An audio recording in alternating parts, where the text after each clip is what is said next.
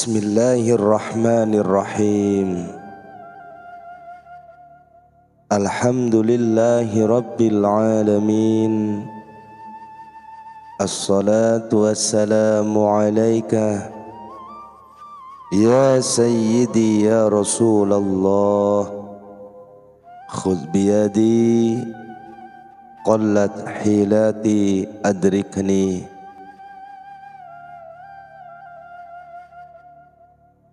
Ramadan terdiri dari 5 huruf, yakni Ra, Mim, Dot, Alif, dan Nun. Ra berasal dari kata rahmat dan ra'fah atau kesejahteraan. Mim dari kata majasat atau keistimewaan. Munnah atau pemberian, serta mahabbah atau cinta. Dot dari kata doman li'athawab atau jaminan pahala.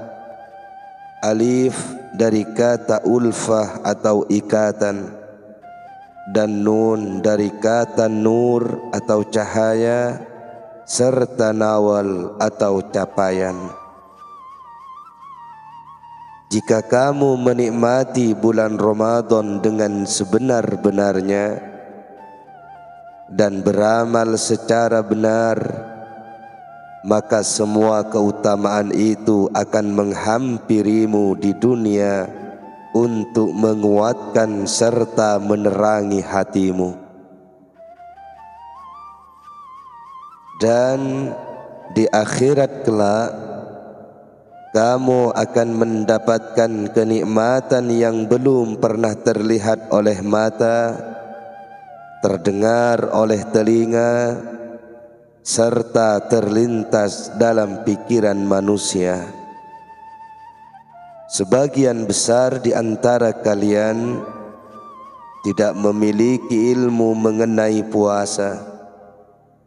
Mulianya sebuah urusan itu tergantung dengan kadar kemuliaan sosok yang memerintahkan.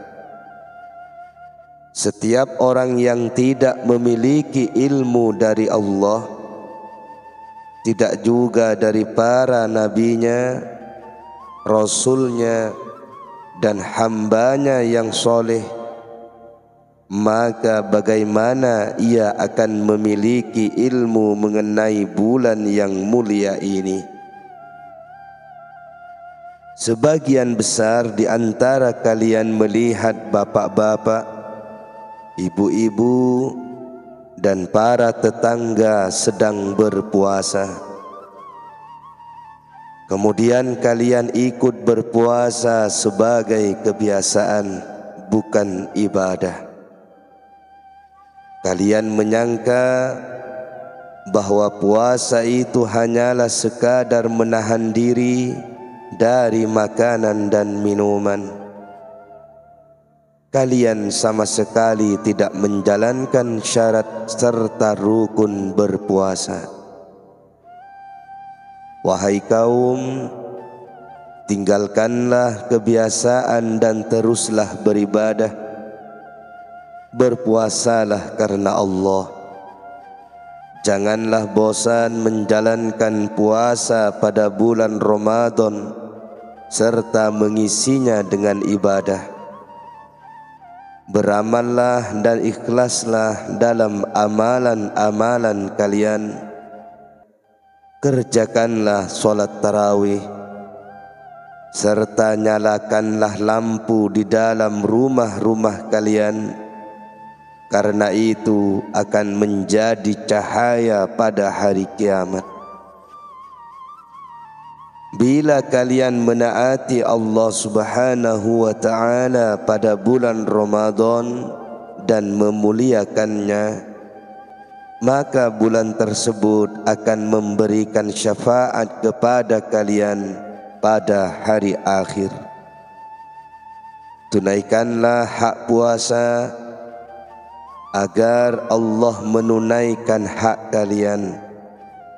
Penuhilah perintah Allah maka Dia akan memenuhi kebutuhan kalian, mempersaksikan kalian di sisinya, memuji kalian, serta melimpahkan karunia-Nya, kemuliaannya, nikmatnya, pemberiannya, kesejahteraannya, kelembutannya, penjagaannya, serta pemeliharaannya kepada kalian.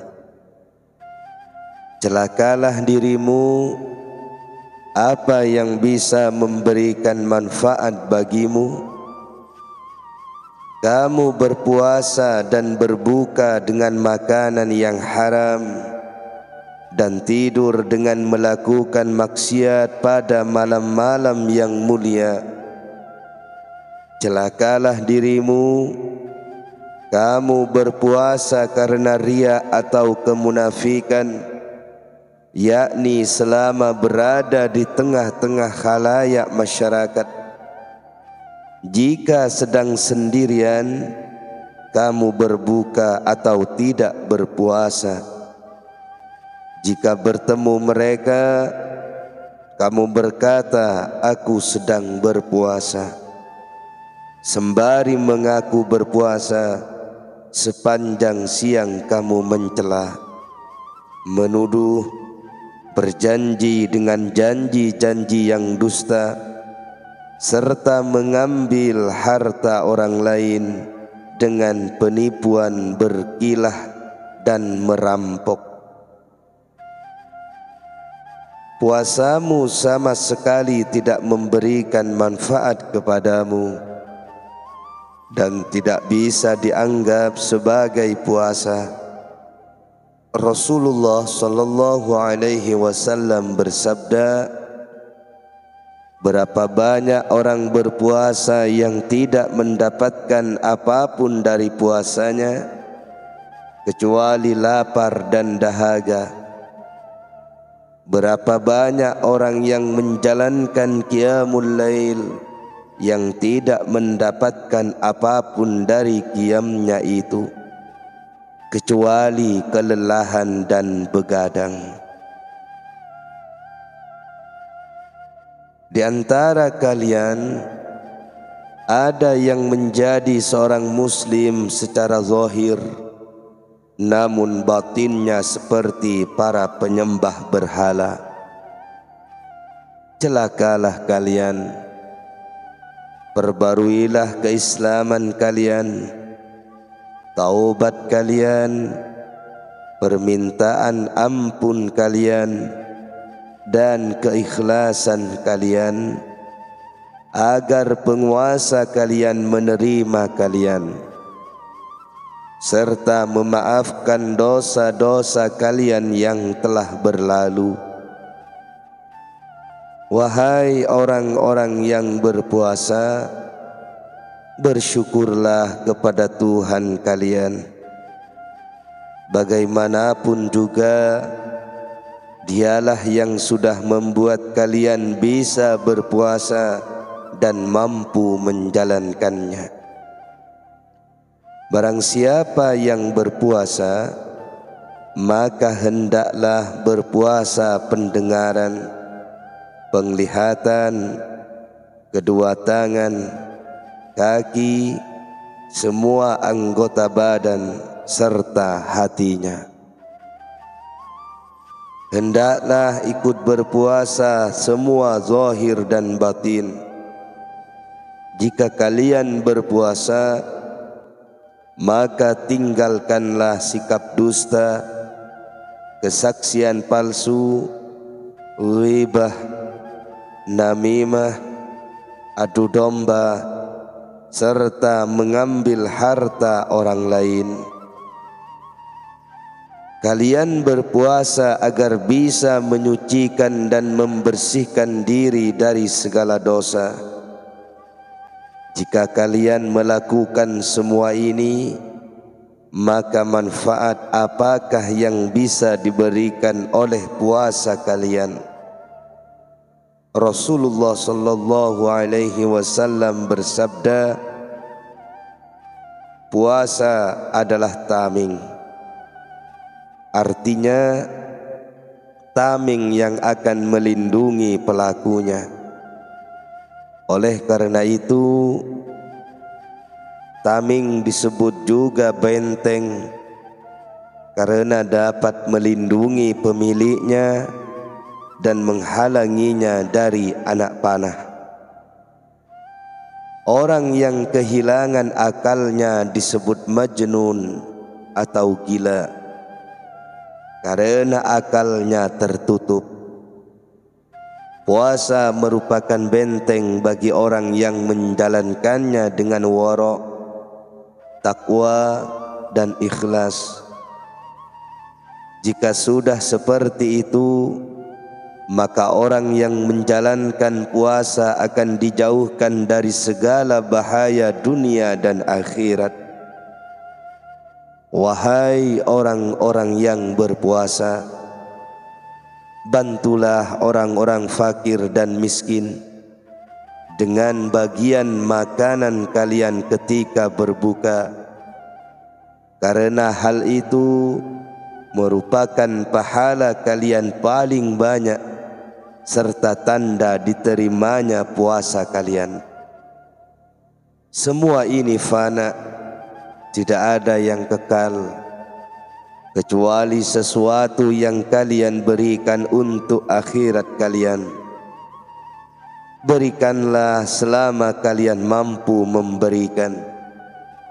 Pada hari kiamat kelak, kalian akan dikumpulkan dalam keadaan lapar, haus, telanjang, takut, malu, dan hati berdebar-debar. Barang siapa yang memberi makan di dunia, maka akan diberi makan pada hari kiamat. Barang siapa yang memberi minum di dunia, maka akan diberi minum pada hari kiamat. Barang siapa yang memberikan pakaian di dunia, maka akan diberikan pakaian pada hari tersebut. Barang siapa yang takut kepada Al-Haq Azza wa Jalla serta malu kepadanya di dunia, maka ia aman pada hari kiamat kelak. Barang siapa yang mengasihi di dunia, maka dia akan mengasihinya pada hari kiamat. Dalam bulan Ramadan ada Lailatul Qadar.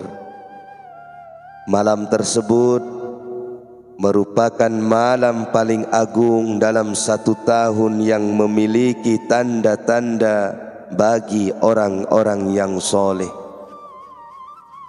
Di antara para hamba Allah Subhanahu wa ta'ala, ada yang dibukakan pandangan mereka sehingga mereka bisa melihat cahaya ilahi yang berada di tangan para malaikat, serta dapat menyaksikan cahaya wajah mereka dan pintu-pintu langit.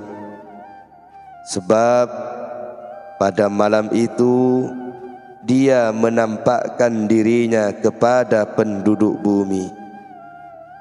Wahai kaum, jangan sampai cita-cita kalian berada dalam makanan kalian, karena hal itu merupakan cita-cita yang rendah. Kalian diuji dengan makanan dan minuman, serta sudah dicukupkan dalam masalah rezeki. Maka janganlah menuduh Allah Subhanahu wa ta'ala dengan keburukan. Maha suci Zat yang maha berdiri, tidak makan dan minum, memberi rezeki dan tidak diberi rezeki, memberi makan dan tidak diberi makanan, maha berdiri yang tidak memiliki kerongkongan, serta tidak makan, minum, dan tidur. Kelobaan kalian bertambah, namun warok serta amanah kalian sedikit sekali. Celakalah kamu, dunia ini hanyalah sesaat, maka isilah dengan ketaatan. Wahai anakku, waroklah dalam semua keadaanmu, baik untuk urusan dunia maupun akhirat. Jika sudah demikian, kamu akan beruntung. Apabila kamu warok, maka kamu tidak akan celaka, karena Allah Subhanahu wa ta'ala ridho kepadamu. Sebagian orang-orang soleh yang telah meninggal dunia pernah ditemui dalam sebuah mimpi. Mereka ditanya, apa yang Allah Subhanahu wa ta'ala lakukan terhadapmu? Ia menjawab, Dia mengampuniku. Lalu ia ditanya lagi, kenapa? Ia menjawab, pada suatu hari aku berwudu di kamar mandi dan melangkah menuju masjid. Tatkala sudah mendekati masjid, aku melihat di kakiku ada bagian yang tidak tersentuh air sebesar 1 dirham. Kemudian aku kembali lagi dan membasuh bagian itu. Setelah itu Dia berfirman kepadaku, aku sudah mengampunimu karena penghormatanmu terhadap syariatku. Di manakah posisi kalian di antara kaum yang lambung mereka jauh dari tempat tidur dan tidak bisa tidur? Bagaimana mereka akan tidur sementara ketakutan membuat mereka resah, rasa kantuk menghilang dari mata mereka, dan kedekatan kepada Allah Subhanahu wa ta'ala yang mereka dapatkan dalam qiyamul lail telah memaksa mereka. Mereka tidak tidur kecuali jika kelelahan dalam sujud mereka. Maha suci zat yang memberikan mereka tidur seperti itu, sehingga tubuh mereka bisa istirahat. Dengan kondisi yang demikian, lambung mereka berusaha diangkat dari tempat tidur dan tidak bisa menempel di atasnya. Terkadang karena takut, berharap, malu, dan merindu. Alangkah sedikitnya rasa takut kalian kepada Allah. Apabila Rasulullah sallallahu alaihi wasallam mengerjakan salat, maka beliau mendengar suara gemuruh di dadanya, layaknya gemuruh kuali. Jika Nabi Ibrahim alaihi salam mengerjakan salat, maka gemuruh dadanya terdengar dari jarak 1 mil, yaitu 1/3 farsakh. Mereka merasa takut, padahal mereka termasuk golongan para siddiq, khalil, pencinta, dan penyambut dakwah. Aku melihat kalian berputar-putar di tengah saja, keluar dari jamaah. Rasa senang kalian dalam ketaatan kepada Allah sedikit, rasa jauh kalian dari ketaatan itu banyak.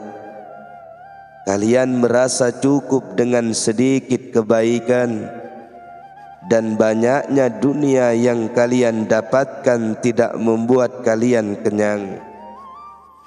Ini bukanlah amalan seseorang yang mengetahui bahwa ia akan mati dan bertemu Tuhannya. Kemudian amalan-amalannya akan diperlihatkan kepadanya pada hari kiamat. Ini bukanlah amalan seseorang yang takut dengan muhasabah dan munaqasyah.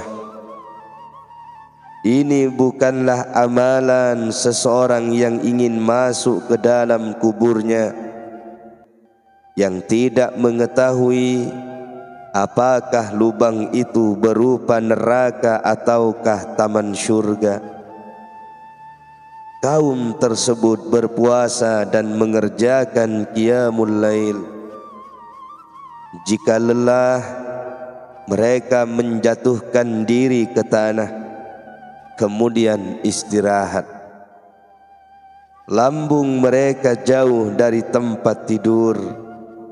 Kemudian mereka duduk dan kembali melakukan amalan yang mereka lakukan sebelumnya, yaitu berdoa kepada Tuhan mereka dalam keadaan takut dan berharap. Takut ditolak dan berharap diterima. Mereka berkata, "Wahai Tuhan, kami mengerjakan amalan yang benar dan sempurna dengan ikhlas, serta jauh dari pandangan nafsu dan rasa ujub." Mereka takut amalan yang mereka kerjakan ditolak. Kemudian mereka berharap amalan tersebut diterima, karena mereka mengetahui bahwa Dia Maha Mulia, menerima yang sedikit, memberi yang banyak, menerima yang hina dan rendah, serta memberikan yang baik.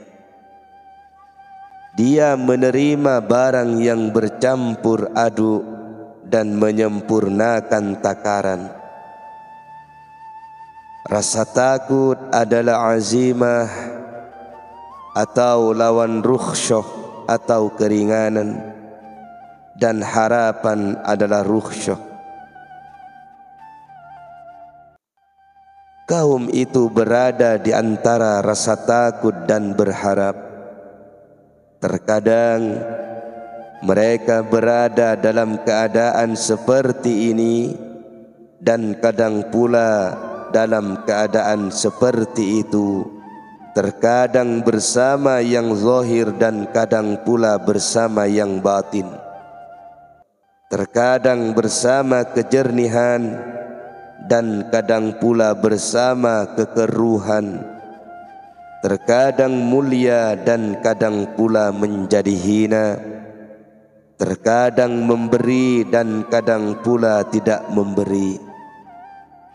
Mereka tetap berada dalam keadaan seperti itu, sampai datang satu waktu dan hati mereka sampai kepada Al-Khaliq Azza wa Jalla. Ketika itu tidak ada satu keringanan pun yang tersisa pada diri mereka. Begitu juga dengan kekeruhan. Yang ada hanyalah azimah serta kejernihan yang sempurna. Harta membuatmu lelah untuk sampai ke pintu Allah Subhanahu wa ta'ala. Keluarga mengantarkanmu ke kuburan, dan mereka kembali lagi.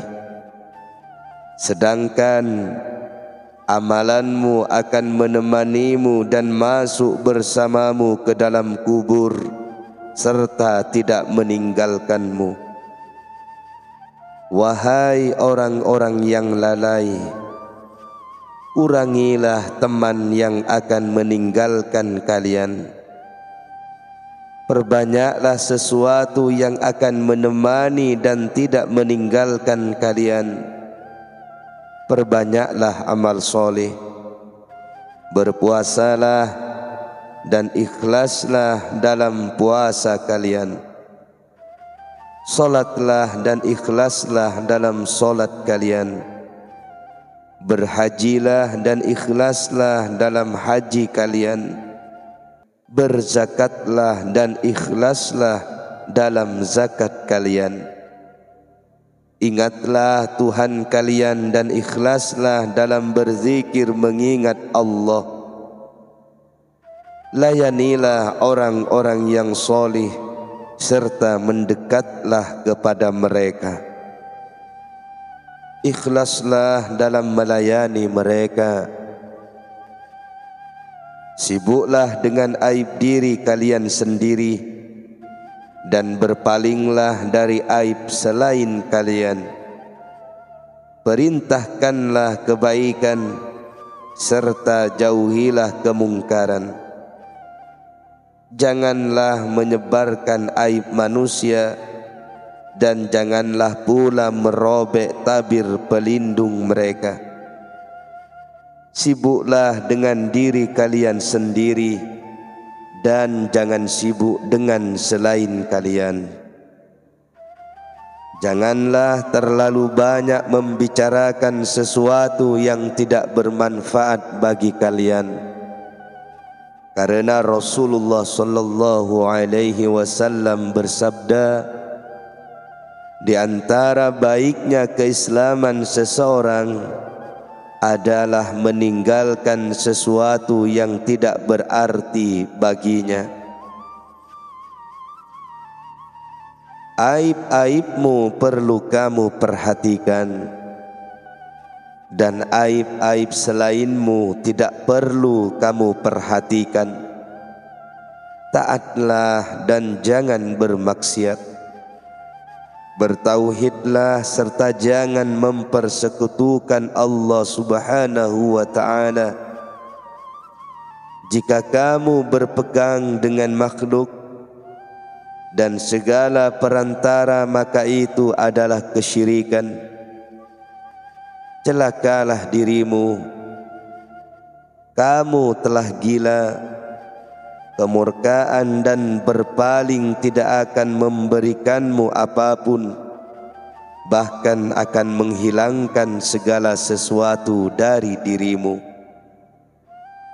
Kemarahanmu tidak akan memajukan apapun, serta tidak pula memundurkannya. Ada dan hilangnya ujian berada pada kekuasaan Allah Subhanahu wa ta'ala.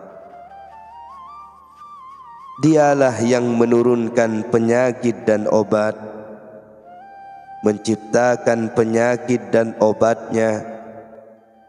Jika Dia mengujimu, maka itu hanya untuk mengenal dirimu sendiri serta memperlihatkan ayat-ayatnya dan kemampuannya kepadamu dalam menurunkan serta menghapus ujian. Semua ujian merupakan jalan untuk mengenalkan dan mengetuk pintunya, mengumpulkan antara hati dengannya, serta meninggikan posisi atau kedudukanmu. Janganlah kalian membenci ujian, karena ada berbagai kebaikan dalam sesuatu yang kalian benci. Janganlah bertanya kenapa dan bagaimana. Bila kalian bersabar menghadapi segala ujian, maka kalian dibersihkan dari segala dosa, baik zahir maupun batin. Rasulullah sallallahu alaihi wasallam bersabda, musibah itu akan terus menimpa seorang mukmin sampai ia berjalan di muka bumi dan tidak ada satu dosa pun yang dipikulnya. Kesalahan-kesalahan seorang mukmin yang mendapatkan ujian akan diangkat dari lembaran-lembaran amalnya dan para malaikat juga melupakannya. Sebagian orang-orang yang solih berkata, Tuhanku, sekalian manusia mencintaimu karena nikmatmu, dan aku mencintaimu karena ujianmu. Celakalah dirimu jika kamu tidak ridho dengan qada Allah Subhanahu wa ta'ala, maka janganlah memakan rezekinya. Carilah Tuhan selainnya. Allah berfirman, wahai anak Adam, jika kamu tidak ridho dengan qadaku serta tidak sabar menghadapi ujianku, maka carilah Tuhan selainku. Bersabarlah bersama Tuhan kalian, karena kalian tidak memiliki Tuhan selainnya, dan tidak ada selainnya Tuhan kedua. Tidak ada Tuhan selainnya, tidak ada pencipta selainnya, dan tidak ada pemberi rezeki selainnya. Bersabarlah bersama Zat yang Maha Esa dalam keinginannya. Ya Allah, jadikanlah kami bagian dari orang-orang yang tenang, ridho, mendapatkan taufik, muslim, dan menyerahkan diri. Berikanlah kami kebaikan di dunia dan akhirat, serta jagalah kami dari azab neraka.